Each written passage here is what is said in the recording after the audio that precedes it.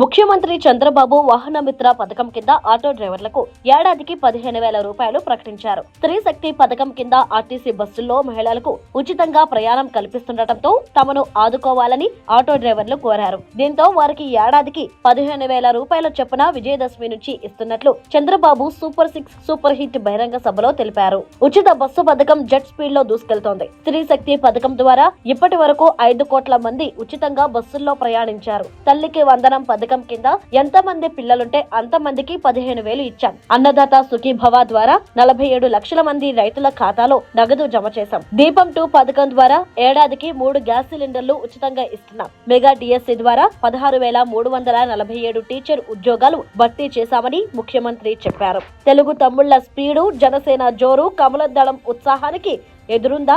నిర్వీర్యమైన వ్యవస్థను సరిదిద్ది పాలనను గాడిలో పెడుతున్నామన్నారు. అనంతపురంలో జరిగిన ఈ సభలో ఉప ముఖ్యమంత్రి పవన్ కళ్యాణ్, టీడీపీ రాష్ట్ర అధ్యక్షుడు పల్లా శ్రీనివాసరావు, బీజేపీ రాష్ట్ర అధ్యక్షుడు మాధవ్, పలువురు కేంద్ర మంత్రులు, రాష్ట్ర మంత్రులు, 3 పార్టీల నేతలు పాల్గొన్నారు.